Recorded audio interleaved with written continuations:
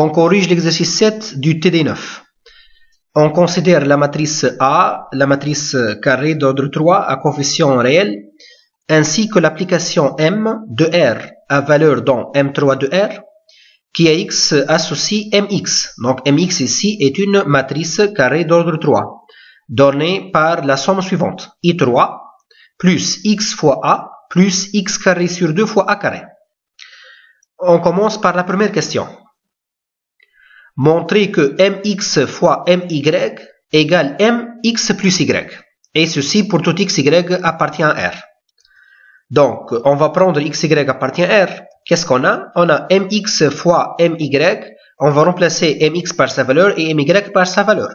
Donc, ce produit sera i3 plus x fois a plus x carré sur 2 fois a carré fois i3 plus ya plus y sur 2 fois a carré.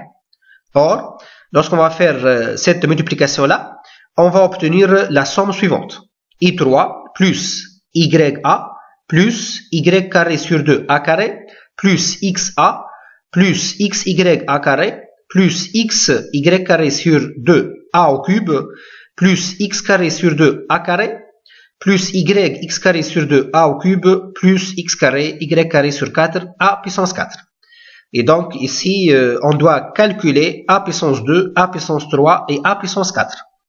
Or, a carré, c'est quoi? C'est a fois a, en fait. Donc, c'est le produit matriciel suivant. Mais lorsqu'on va effectuer ce produit suivant, on va trouver la matrice suivante. Et donc, le a au cube, qui est égal, en fait, a fois a carré, ou bien a carré fois a, c'est la même chose. Ça serait égal à la matrice suivante. Or, la matrice qu'on a obtenue égale 0,3, c'est-à-dire c'est la matrice nulle d'ordre 3. Donc, si on va revenir à mx fois my, qui est égal à cette expression-là, et en connaissant le fait que a au cube égale à 0, donc forcément a puissance 4, ça sera aussi égal à 0. Et dans ce cas-là, on dit que a est une matrice nilpotente d'ordre 3, ou bien matrice nilpotente d'indice de nilpotence 3, parce que a puissance 3, on a trouvé 0, et évidemment, toutes les puissances qui sont au-delà de 3 vont être aussi égales à 0. Et donc, le mx fois my, ça va rester uniquement i3 plus ya plus y carré sur 2 a carré plus xa plus xy a carré plus x carré sur 2 fois a au carré. Or, ceci est égal i3 plus x plus y fois a plus x plus y de tout au carré sur 2 fois a carré. D'accord? Ça, c'est en faisant a en facteur et a carré en facteur. D'accord? Mais ceci est égal m appliqué à x plus y, en fait, en utilisant cette formule, en utilisant la définition de mx. Donc, n'oubliez pas que mx égale i3 plus xa plus x carré sur 2 fois a carré. Et donc, on aura le résultat voulu, m du x fois m du y, ça sera égal m de la somme x plus y. On passe à la deuxième question. Montrer que pour tout entier naturel n et pour tout réel x, on a mnx égale m du x, le tout à la puissance n. Donc, on va montrer cette propriété-là par récurrence sur n. On commence par la première étape, c'est la vérification, c'est-à-dire pour n égale à 0. On a m, si on remplace n par 0, on va trouver m0x. Et ça, c'est le m de 0. Or, le m de 0, c'est le i3. Tout simplement, si on va revenir à cette définition-là de m de x, et si je remplace x par 0, ces deux termes vont être supprimés, c'est-à-dire vont être nuls, ces deux termes-là. D'accord? Et donc, on va trouver que m de 0 égale i3. Or, le i3, par convention, ça c'est le m de x à la puissance 0. Ça c'est par convention. Toute matrice à la puissance 0, ça va donner la matrice identité. C'est-à-dire, dans ce cas-là, i3. Et donc, vous remarquez bien que la propriété, elle est vraie pour n égale à 0.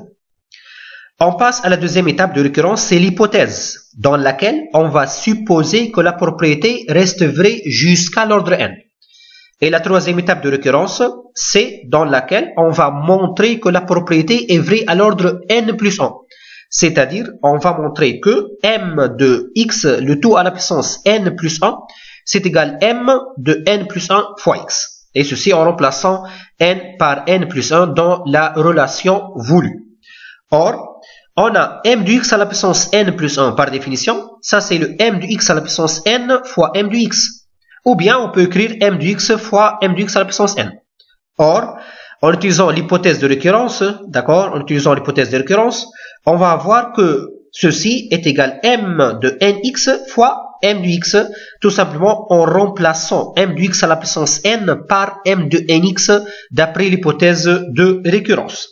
Or, en utilisant la question 1, on peut déduire que m de nx fois m de x, ça c'est égal en fait m de la somme, c'est-à-dire nx plus x. Alors, ça c'est clair que m de x à la puissance n plus 1, c'est égal m de n plus 1 fois x. Alors, la propriété elle est vraie à l'ordre n plus 1. Et comme ça, on peut déduire d'après le principe de raisonnement par récurrence que la propriété elle est vraie, quel que soit n appartient à n et quel que soit x appartient à r. On passe à la troisième question. Justifie que la matrice mx est inversible. Et bien sûr, sans chercher à calculer son inverse.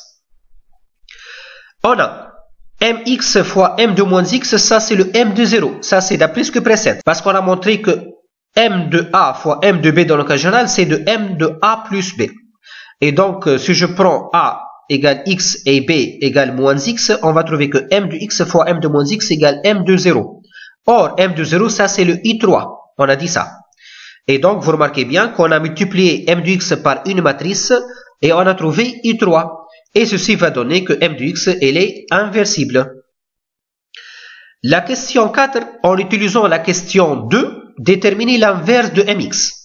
Donc, on peut répondre à cette question même en utilisant la question 3. Mais d'après la question 2, on peut déduire que m de x, le tout moins 1, c'est m de moins x. Et donc, autrement dit, c'est que la formule obtenue dans la question 2, elle est valable même pour n égale moins 1. Donc, on a montré que la formule obtenue dans la question 2, elle est vraie, quel que soit n appartient à n, c'est-à-dire un entier naturel. Mais si on remplace n par moins 1, ça reste aussi vrai. Et on peut voir ça d'après la question 3. Parce qu'on a trouvé que m de x fois m de moins x, on a trouvé que ça c'est i3. C'est-à-dire l'inverse de m de x va être forcément m de moins x. Et donc, dans le cas général, on peut déduire que l'inverse de m de x, c'est égal m de moins x. On passe à la question 5. Et ça sera une application dans laquelle on va prendre B, la matrice carrée d'ordre 3 suivante. La question A, déterminer B-1 ainsi que B à la puissance n, pour tout entier naturel. Donc, qu'est-ce qu'on a? On a B, on peut remarquer que B s'écrit sous la forme de la somme suivante, la somme de ces trois matrices.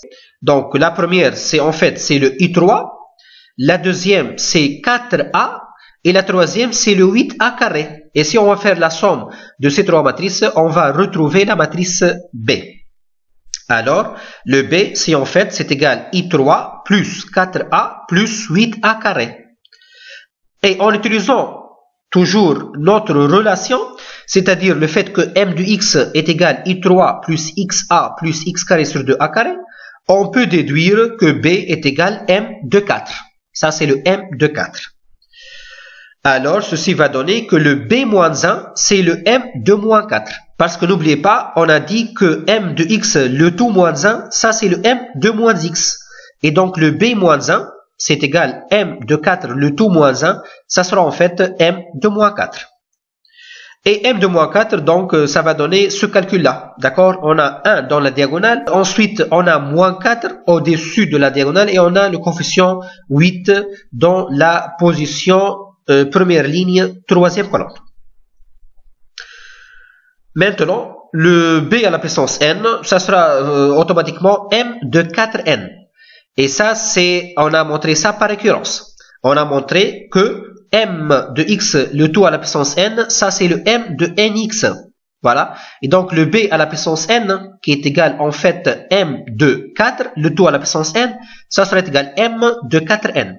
Et m de 4n, si on va faire le calcul, on va trouver la matrice suivante. On passe à la question B. Retrouver B-1 en utilisant la méthode du pivot de Gauss. Donc, on va chercher B-1 par la méthode de pivot de Gauss. Tout d'abord, on va commencer par la matrice B1. Donc, je rappelle, c'est quoi la matrice B1? C'est la matrice dans laquelle on écrit B à gauche et le I3 à droite, séparés par une ligne. Et notre but, c'est de faire apparaître le I3 à gauche et la matrice qui va apparaître à droite, ça sera forcément le B-1. Et ceci à travers les opérations élémentaires. Donc ici, le premier changement qu'on va faire, c'est au niveau de la deuxième ligne, on va transformer ce coefficient-là à 0. Pour cela, il suffit de faire ligne 2 reçoit ligne 2 moins 4 ligne 3. Et donc, ceci va donner la matrice B2 suivante. Voilà, donc vous remarquez que la ligne 2 va changer. La ligne 2 va être 0, 1, 0, 0, 1, moins 4. Ça, c'est en effectuant l'opération élémentaire L2 reçoit L2 moins 4, L3. Maintenant, ces deux coefficients-là, qui sont 4 et 8, doivent être changés en 0 et 0 pour avoir la première ligne de la matrice I3. Et donc, pour ceci, il suffit de faire l'opération suivante. Il suffit de faire L1 reçoit L1 moins 4, L2 moins 8, L3. Et donc, en effectuant cette opération-là, on va obtenir la matrice B3 suivante. Et donc, vous remarquez que la ligne 1 a changé. Donc, ça sera 1, 0, 0, 1, moins 4, 8. Ça, c'est en effectuant l'opération élémentaire L1 reçoit L1 moins 4, L2 moins 8, L3.